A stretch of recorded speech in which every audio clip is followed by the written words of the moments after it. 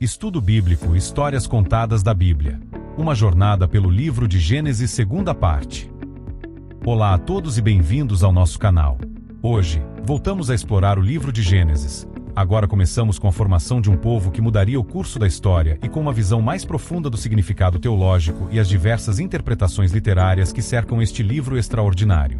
Fiquem conosco, pois como eu disse na primeira parte, esta é uma viagem que promete expandir sua compreensão sobre as origens e o propósito da vida. Temas principais: a formação do povo de Israel. A história da formação do povo de Israel, conforme narrada em Gênesis, culmina com a saga de José, um dos filhos de Jacó. A narrativa de José, Gênesis 37:50, é uma das mais ricas e detalhadas do livro, servindo como uma ponte crucial entre a vida dos patriarcas em Canaã e a futura escravidão no Egito, que será o ponto de partida do livro de Êxodo.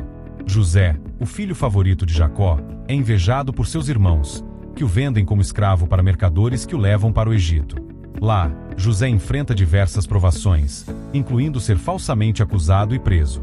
No entanto, sua fidelidade a Deus e sua habilidade em interpretar sonhos o levam a ascender a uma posição de grande poder e influência no Egito, tornando-se o segundo no comando, abaixo apenas do faraó.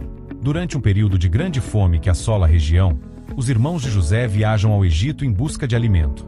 Sem reconhecê-lo, eles se curvam diante dele, cumprindo sonhos proféticos que José tivera em sua juventude. Após uma série de eventos que testam o caráter de seus irmãos, José se revela a eles, perdoa-os e providencia para que toda a sua família, incluindo seu pai Jacó e todos os seus irmãos e suas famílias, se mude para o Egito. Eles se estabelecem na terra de Gósen, uma região fértil, onde prosperam e se multiplicam. Este movimento para o Egito é um ponto de virada significativo. Embora pareça um exílio, na verdade, o cumprimento da promessa de Deus a Abraão de que sua descendência se tornaria uma grande nação. No Egito, os descendentes de Jacó, Israel, crescem em número e se consolidam como um povo distinto, preparando o cenário para o êxodo e a formação de Israel como nação sob a liderança de Moisés. A história de José demonstra a providência divina, que transforma o mal em bem, e a fidelidade de Deus em preservar e multiplicar seu povo, mesmo em circunstâncias adversas. Contexto histórico e cultural. O livro de Gênesis foi escrito em um contexto histórico e cultural específico do Antigo Oriente Médio, e compreender esse contexto é fundamental para uma interpretação adequada de suas narrativas. As histórias de Gênesis refletem as práticas, costumes e visões de mundo das sociedades antigas da Mesopotâmia, Egito e Canaã. Durante o período em que as tradições de Gênesis foram formadas e compiladas, o Antigo Oriente Médio era dominado por grandes impérios como a Babilônia, Assíria e Egito. Essas civilizações possuíam suas próprias mitologias de criação e dilúvio, que compartilham elementos notáveis com as narrativas bíblicas. Por exemplo, o épico babilônico Enuma Eli descreve a criação do mundo a partir do caos primordial, enquanto a epopeia de Gilgamesh contém uma narrativa de dilúvio surpreendentemente similar à história de Noé. No entanto, as narrativas de Gênesis se distinguem fundamentalmente dessas mitologias por seu monoteísmo radical. Enquanto os mitos mesopotâmicos apresentam múltiplos deuses em conflito, Gênesis proclama um único Deus soberano que cria e governa com propósito e ordem. Esta diferença teológica representa uma revolução conceitual na compreensão da divindade e da criação. As práticas sociais descritas em Gênesis também refletem os costumes da época. Os casamentos arranjados, a poligamia, a importância da hospitalidade, os rituais de aliança e as práticas de herança mencionadas no livro são consistentes com o que sabemos sobre as sociedades do segundo milênio antes de Cristo através de descobertas arqueológicas e textos antigos. Influência literária e cultural. O impacto do livro de Gênesis na literatura, arte e cultura ocidental é imenso e duradouro. Suas narrativas forneceram temas, símbolos e arquétipos que permearam a civilização ocidental por milênios. Na literatura, as histórias de Gênesis inspiraram incontáveis obras, desde os épicos medievais até a literatura moderna. John Milton, em Paraíso Perdido, imaginou a narrativa da queda, enquanto autores como Thomas Mann, José e seus irmãos exploraram as complexidades psicológicas dos personagens patriarcais. A linguagem e as imagens de Gênesis também influenciaram profundamente a poesia, com poetas como William Blake e Gerard Manley Hopkins incorporando temas bíblicos em suas obras. Nas artes visuais, as cenas de Gênesis foram representadas por alguns dos maiores artistas da história.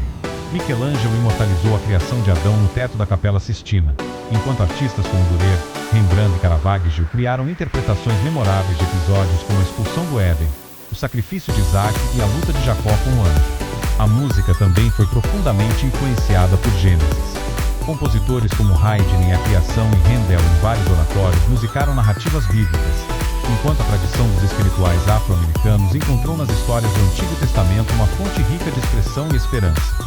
No cinema e na televisão contemporâneos, as narrativas de Gênesis continuam a inspirar produções, desde épicos bíblicos até interpretações modernas que exploram temas universais de família, fé, traição e redenção.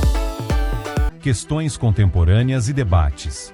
O livro de Gênesis continua a ser objeto de intensos debates na era contemporânea, especialmente em relação à sua compatibilidade com a ciência moderna e sua relevância para questões éticas atuais.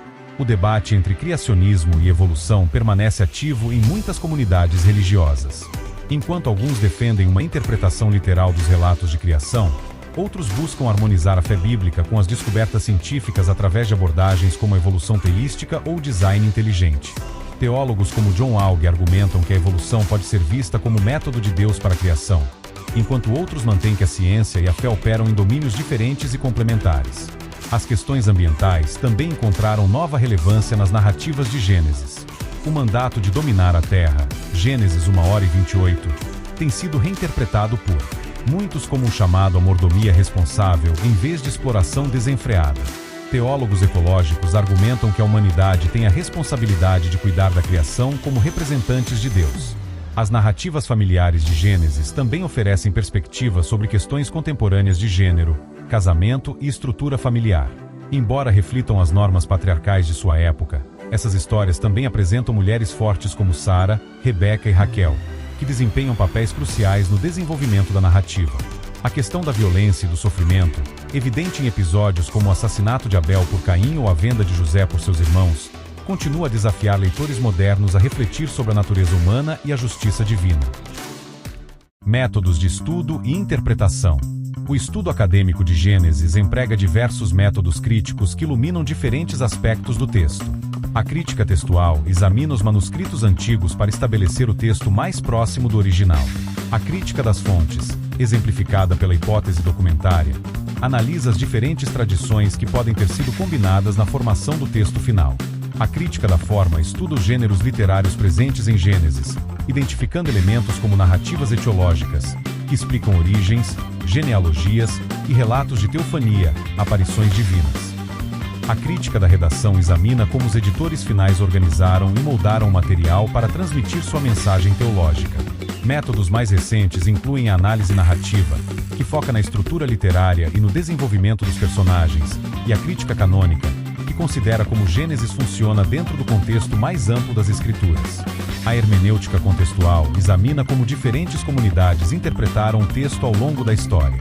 A arqueologia bíblica também contribui para o estudo de Gênesis, fornecendo contexto histórico e cultural, embora seja importante notar que a arqueologia raramente pode confirmar ou refutar eventos específicos narrados no livro. Gênesis e as outras religiões abraâmicas. O livro de Gênesis é fundamental não apenas para o cristianismo, mas também para o judaísmo e o islamismo, as três principais religiões abraâmicas. Cada tradição desenvolveu suas próprias interpretações e ênfases distintivas. No judaísmo, Gênesis, Bereshit em hebraico, é o primeiro livro da Torá e é lido anualmente no ciclo de leituras sinagogais. A tradição judaica desenvolveu uma rica literatura interpretativa, incluindo midrash e comentários rabínicos que exploram os significados mais profundos do texto. A Cabala judaica encontra em Gênesis camadas místicas de significado relacionadas à natureza de Deus e da criação. O islamismo reconhece muitas das figuras de Gênesis como profetas importantes. Abraão, Ibrahim, é especialmente venerado como amigo de Deus e o pai da fé monoteísta. As histórias de Adão, Noé e José são narradas no Corão com variações que refletem a perspectiva islâmica. A tradição islâmica também desenvolveu uma rica literatura de comentários, tafsir, que explora essas narrativas. Essas diferentes tradições interpretativas demonstram a riqueza e a profundidade do texto de Gênesis, que continua a falar a diferentes comunidades de fé através dos séculos. Chegamos ao fim da nossa exploração pelo livro de Gênesis. Esperamos que esta jornada tenha iluminado sua compreensão sobre as origens e os fundamentos da fé judaico-cristã. Vimos como Gênesis, com suas narrativas de criação, queda, dilúvio e a formação dos patriarcas, estabelece as bases para a história da salvação e a identidade do povo de Israel. Mais do que um livro de história, Gênesis é uma obra de profunda teologia, que nos convida a refletir sobre a natureza de Deus, a condição humana e o propósito divino para a criação. Que as verdades e os ensinamentos contidos neste livro continuem a inspirar e a guiar a sua própria jornada de descoberta. Se você gostou deste vídeo, não se esqueça de curtir, compartilhar e se inscrever no canal para mais conteúdos como este. Deixe seus comentários abaixo com suas reflexões e perguntas. Até a próxima!